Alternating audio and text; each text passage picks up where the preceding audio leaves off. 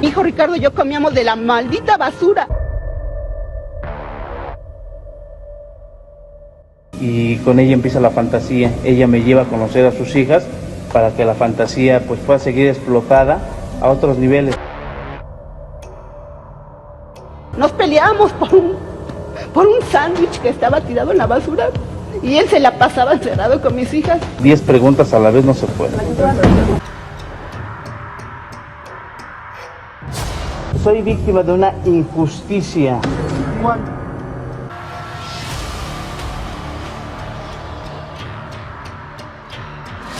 Conocí a este tipo que al principio se notó muy amable y decía que amaba a mis hijos y que a mí me quería.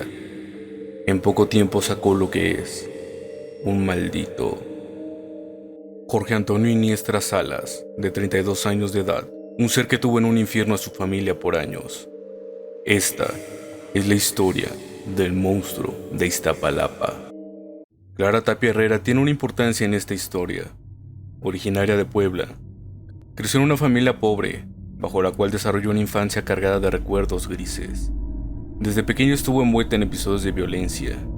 Estos sucesos marcaron su adolescencia al grado de considerar los abusos sexuales como normales.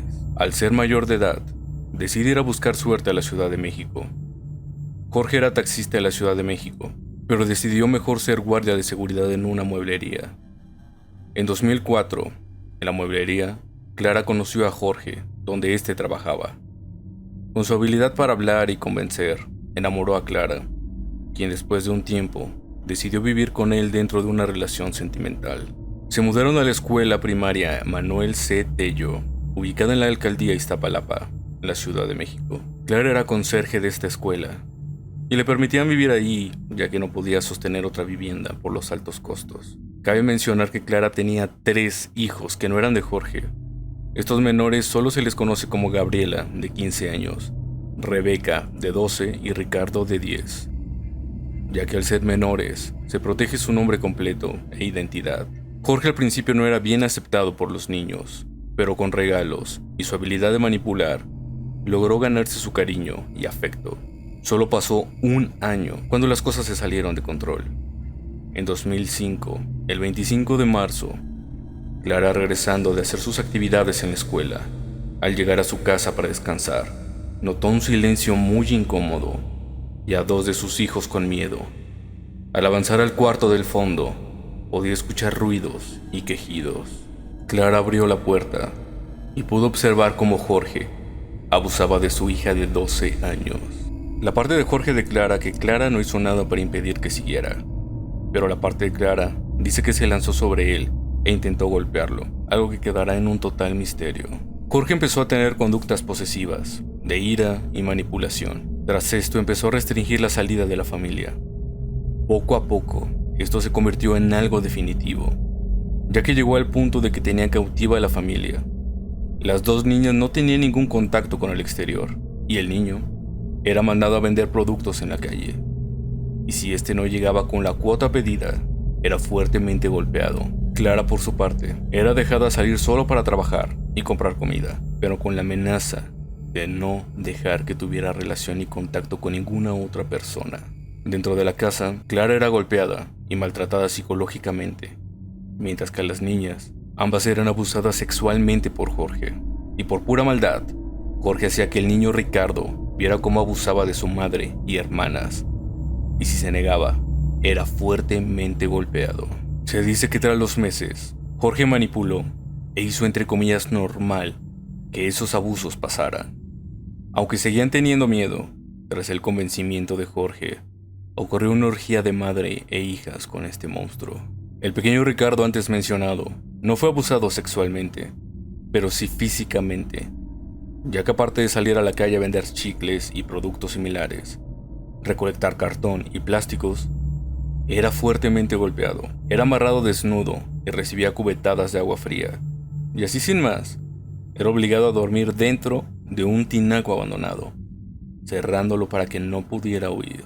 Un completo infierno el que vivieron estos niños. Pero esto no acaba ahí.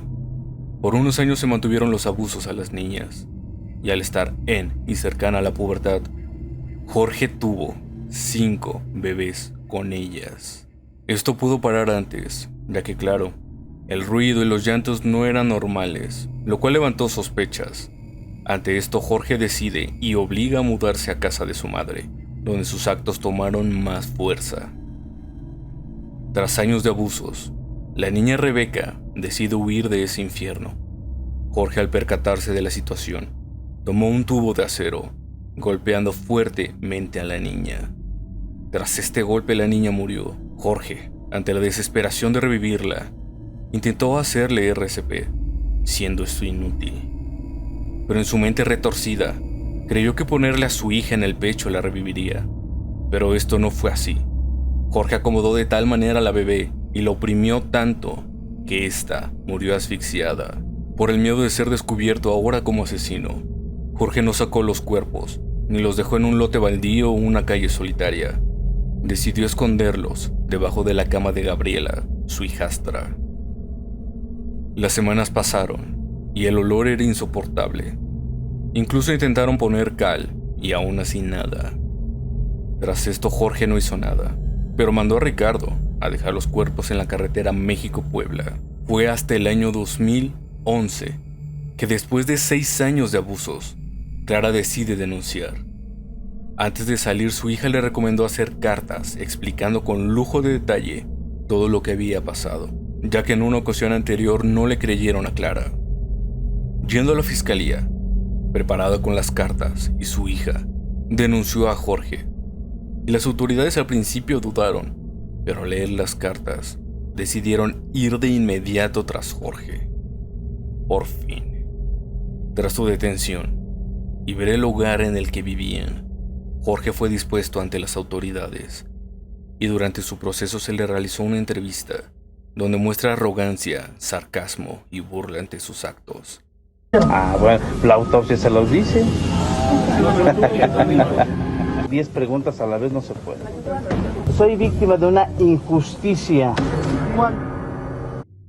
Clara fue acusada de que ella también era culpable por permitir esos actos hacia ella y sus hijos. ¿Por qué permitiste que violara a tus hijas? Yo no lo permití. Ese tipo siempre nos hizo creer que todo era normal, que yo era una persona que veía la vida dramática. La señora Clara Tapia Herrera, lo permitía. Para la señora una fantasía ver a sus hijas, en posiciones sexuales eróticas.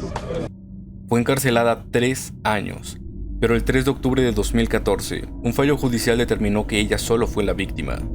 Actualmente, el monstruo de Iztapalapa, cuya familia sabía de sus escalofriantes actos, cumple una condena de 241 años de prisión por los delitos de secuestro, homicidio, lesiones, corrupción de menores, explotación laboral y violencia familiar.